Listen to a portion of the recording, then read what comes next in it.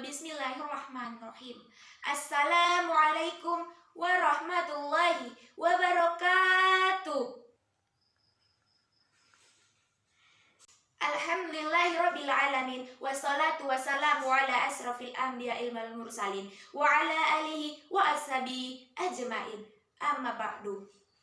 Pertama-tama dan yang paling utama sebelum yang kedua, marilah kita panjatkan puja-puji syukur kita atas kehadirat Zat yang Maha Adil, yaitu Allah Subhanahu wa Ta'ala, yang mana kita masih diberikan nikmat berupa kesehatan jasmani dan rohani, sehingga yang masih bisa kita rasakan saat ini.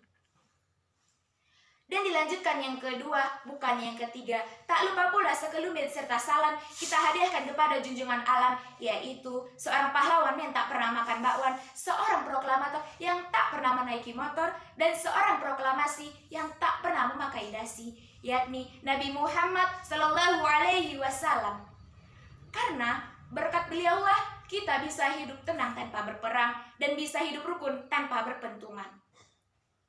Pada kesempatan kali ini, saya akan menyampaikan tausiah saya yang berjudul Generasi Zaman Now, Generasi Pecinta Rasul. Allah Subhanahu wa Ta'ala telah berfirman dalam surah Al-Ahzab ayat 21 yang berbunyi, A'udzu billahi minasyaitonir rajim. Bismillahirrahmanirrahim. Laqad kana lakum fi rasulillahi uswatun hasanah liman kana yarjullaha wal yawmal akhir wa zakarallaha katsira, yang artinya sungguh telah ada pada diri Rasulullah itu suri teladan yang baik bagimu, yaitu bagi orang yang mengharapkan rahmat kepada Allah dan kedatangan pada hari kiamat dan yang banyak mengingat pada Allah. Era Rasulullah Shallallahu Alaihi Wasallam memang sudah jauh berlalu sebelum generasi milenial pada saat ini, yang disebut dengan generasi Y, yaitu mereka yang lahir di atas 80-an dan 97. Namun, keteladanan Rasulullah Shallallahu Alaihi Wasallam masih bisa kita jadikan panutan hingga saat ini. Segala ucapan dan perilaku Nabi yang masih relevan yang terjadi di era yang jauh lebih modern seperti sekarang ini. Karena risalah Islam diturunkan untuk hingga akhir zaman. Generasi milenial disebut juga dengan generasi emas yang sangat berpotensial menjadi generasi bagi kebangkitan Islam. Meskipun dalam mengelola masa mudanya agar memiliki karakter kuat dalam keagamaan merupakan suatu perjuangan yang tidak mudah dan sederhana. Sebab pertentangan yang berat, sulit, serta menentang dalam fase kehidupan kita ini adalah menundukkan masa mudanya untuk tumbuh beribadah dan menyembah kepada Allah sesuai tujuan penciptaan manusia itu sendiri.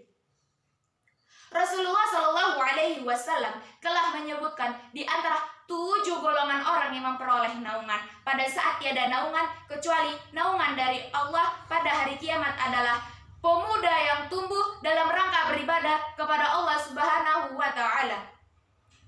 Pemuda sukses yang pandai memanfaatkan peluang masa mudanya untuk selalu ingat untuk apa ia diciptakan oleh Allah. Ia menyadari bahwa peluang tidak akan berulang, dan ia memanfaatkan masa mudanya sebelum datang masa lemahnya, masa sehat sebelum masa sakitnya, masa lapang sebelum masa sempitnya, dan masa hidup sebelum datang kematiannya. Generasi milenial dikatakannya, para pemuda juga harus menyadari dan mengetahui bahwa banyak program dari luar Islam yang diarahkan kepada pemuda dengan 5 program Ghazul Fikri. Karena orang di luar Islam tahu persis jika ingin menghancurkan suatu masyarakat atau peradaban Islam, maka hancurkanlah dulu para pemudanya.